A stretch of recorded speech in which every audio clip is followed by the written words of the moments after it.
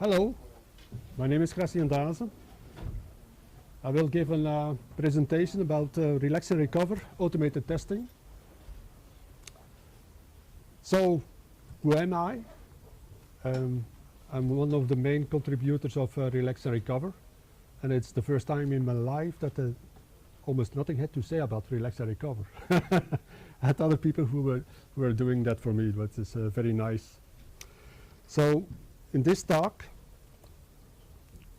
so for those who are not aware what Relax and Recover is, it's a bare metal disaster recovery tool written in Bash, and it's open source, of course. It's perfectly integratable with other backup tools, open source and commercial ones, and it's able to cloning to different kind of methodologies like V2V, P2V, and so on. And it can work with very complex systems and very large enterprise systems. So it's very scalable as well. It is being used in very big companies. One of the companies where I do consultancy almost daily, they have, I think, more than 10,000 Linux systems using REAR. And the nice thing is the disaster recovery image is very flexible as well, in the sense that it can boot from the network, can boot from the ISO, can boot from USB, and even from the RAM. Well, that's more for testing, but okay, it's away. So that was the introduction of REAR, and that's it, in fact, for me. What I want to concentrate in this talk is testing, because REAR is now more than 10 years old, and testing was always a pain because it's so heterogeneous. It can run on, let's say, Linux distributions like Debian, Ubuntu, Red Hat, SUSE, and so on and so on. It can also run on different hardwares. You have ProLines, you have Dells, and everything has different tweaks, and that makes testing very difficult. Above all, because it integrates so fluently with different backup methodologies, testing all of these things is incredibly difficult. Furthermore, as I said, we can boot from different methods. Also that gives an extra layer of testing that should be done. And every time that we make a new release, that's a problem, because it's impossible to test everything. And it will never be possible to test everything. That's why we have a very good user community, and when we bring out something and it breaks, then we know it very quickly.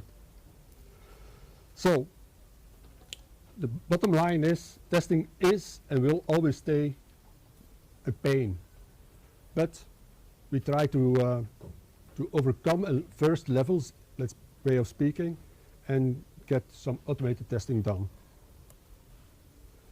So it's always finding the right balance between continuous integration, continuous development, and continuous testing. We already have for many, many years, thanks to SUSE and the open build services, that daily effect when REAR snapshots are changed, when we merge something into GitHub, automatically the nightly builds are made and the new RPMs are available. It's already there for many years. So that was the first step. What we do now is every time that there is a new build, we can automatically test it. Of course, we may not forget our contributors. Most of the contributors are here, the active contributors. We have many, many contributors over the last 10 years, but like in many open source projects, they do something and after a while they are gone, because they have other kinds of interest, which is fine. And important to know is GitHub is our friend, our master code is there, even our website is over there, issues are there, and also the free support is on there, the GitHub issues. And we also have commercial support if required. For big companies, that's something useful. Okay, why did we start with automated testing? Because with customers who have a support contract, they demand quality tests.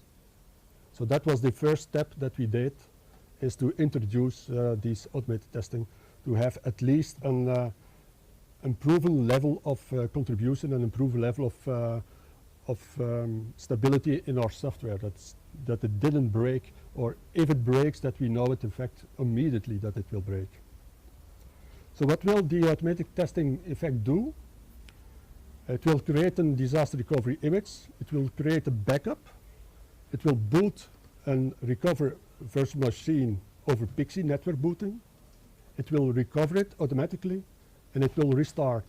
And after the restart, your recover virtual machine is exactly the same as the client. You will see it in the next slide. This is a test configuration. So what do we see here? We have the client, we have the server, and the recover VM. This is all done via Vagrant. And you have the hypervisor on the top. We have two networks, a DHCP network and a private network. We will be using a private network. We use Vagrant. We need a Linux host system because we could be using a Mac or a Windows. But for the moment, I just say Linux. And we need Vagrant. And we need, as a hypervisor, you can use Oracle VirtualBox or the libvirt. This system is using libvirt. I have my second PC with me with VirtualBox, and it works equally well. So what are we doing when we say starting the script? We will start up the two VMs, the client and the server. The server is in fact what it is saying. It will contain the backup. It will contain also the PXE boot environment. And the client will just start up, install REAR, the latest version of course, start the backup goes to the server. When it is done, it will automatically shut down the client, start up the recover VM, and that starts in fact the recover. It PXE boots from the server and recover the REAR completely automatically. When the recovery is completed, it will shut down and reboot, and then it will be able to start up by itself. At least that is the purpose, of course. I already said this. These are the requirements, what we need.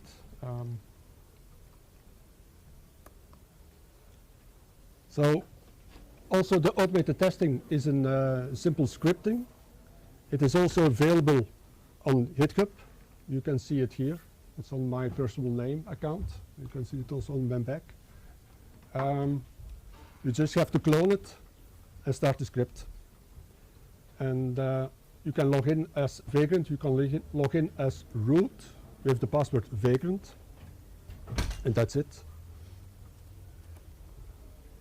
Like I said, you can log in different ways to the VMs. You can use VNC Viewer. You can use the Oracle VirtualBox or the libvirt Virtual Manager GUI, or you can just use Secure Shell or use the Vagrant commands if it is required. This is with the VNC Viewer. I normally use the VNC Viewer with libvirt. With VirtualBox, I use normally the GUI that is delivered by Oracle VirtualBox. Okay, enough talk. Let's do the demo.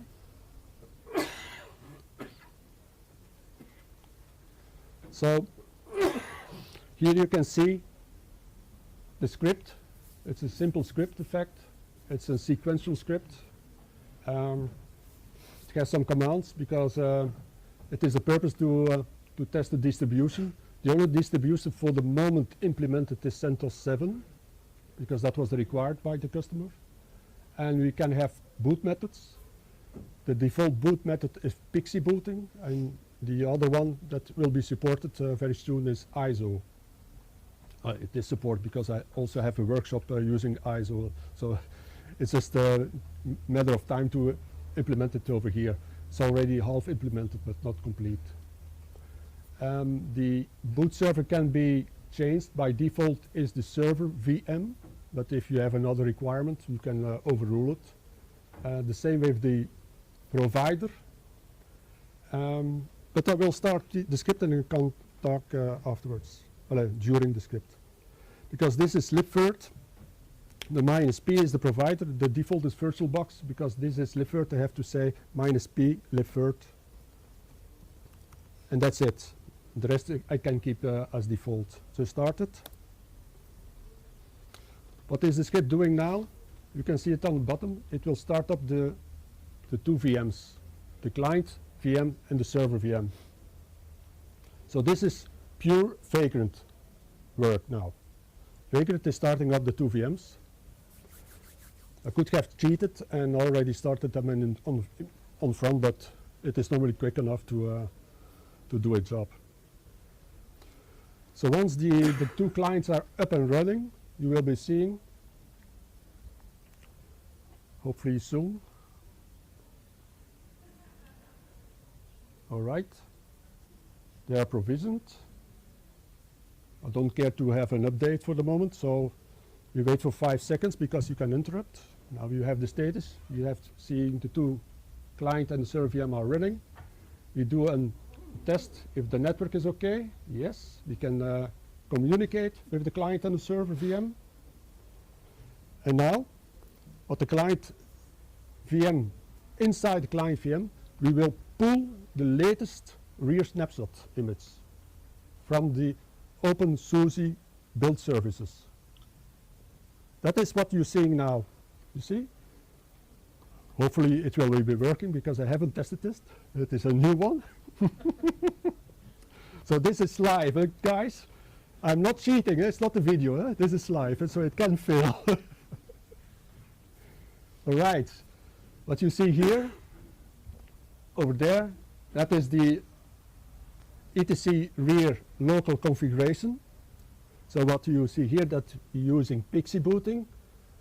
Backup is using tar, and we are using the backup URL is going to the server 15 to the TFP boot area, but under the TFP boot area there will be the server area where to store the backups. And you can see here the PXE recover mode is unattended. That means just continue. If you wonder why here for the kernel command line I use net.ifnames equals 0, that's not required for libvirt, but that is required for VirtualBox. Otherwise it will be using BIOS def names for its network interfaces. And then it will break your automated recovery. Okay, it will now starting the live ISO PXE boot image is made. It's already stored. You can see it here. And now it is busy with the backup. That will take a minute or two, I hope. It's not updating itself very frequently, it says here, but okay, that's not too serious. That takes longer. Backing up takes longer than recovery.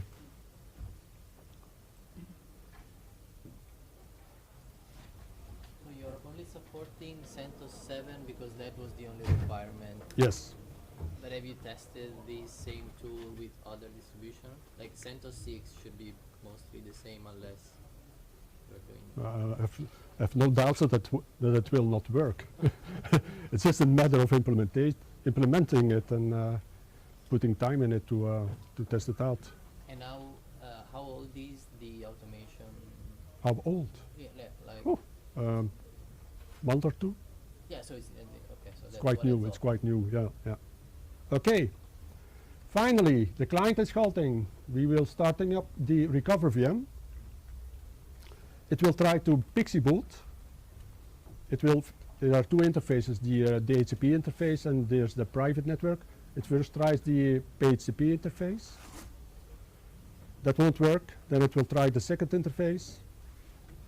This is libvirt. If you use a VirtualBox, you cannot PXE boot from the server VM. You must PXE boot from the host.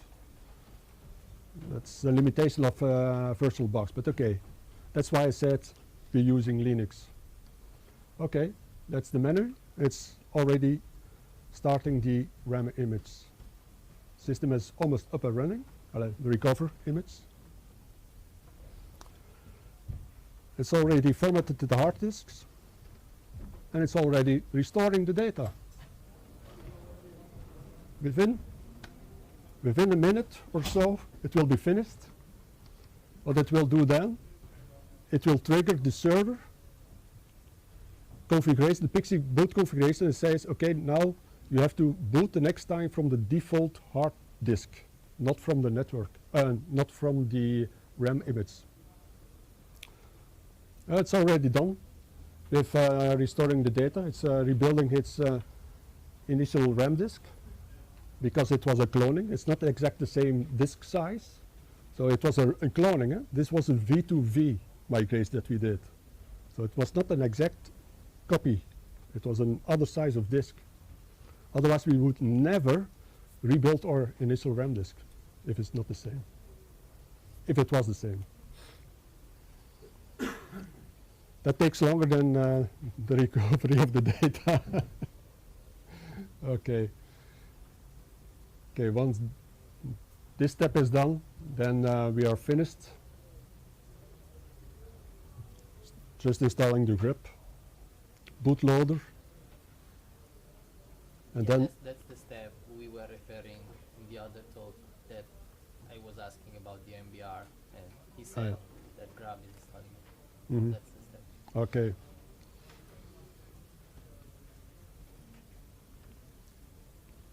The 30 seconds, that's normal. If you want to interact and to check something, even that is tunable, but okay.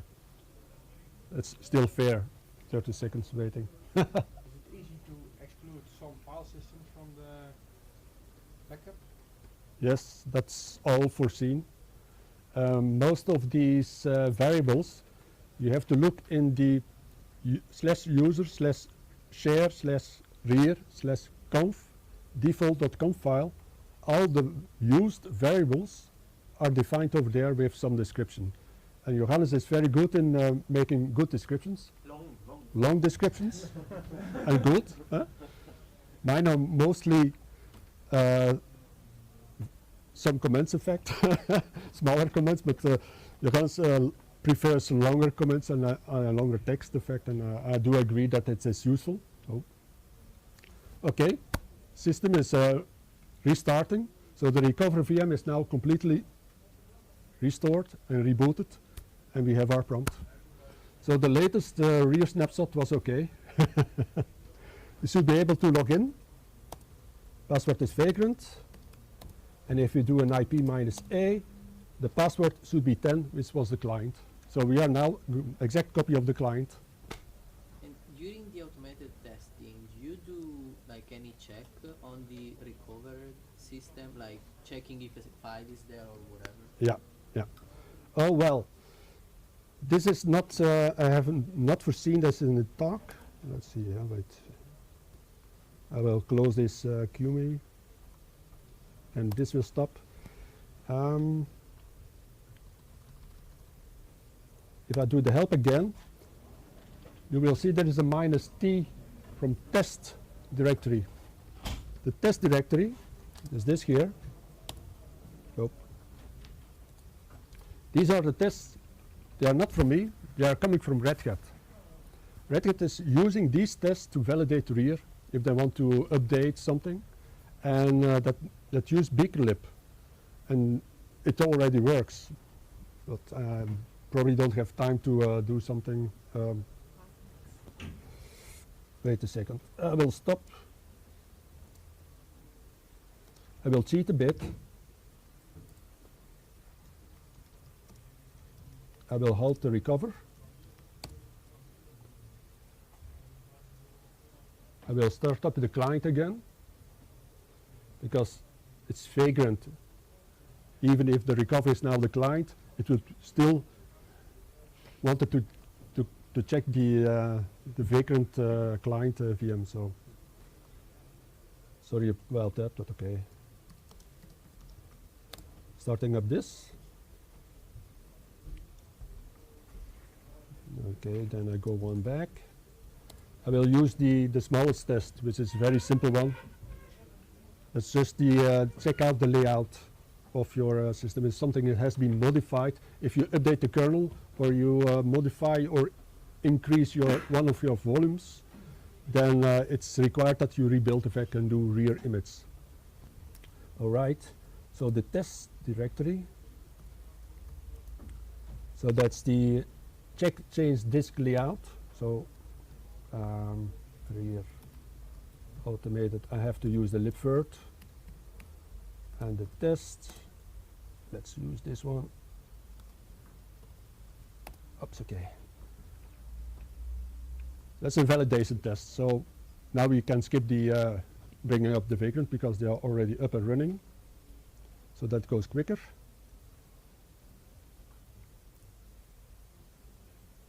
Voila. It copies in fact the complete test to the client, and it already did the test.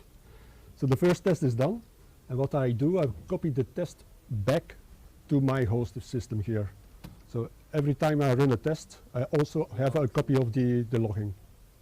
So that was a very quick demo of the tests that are possible. The other test will take much more time because it will also make ISO images, check the ISO images, or even make them backup.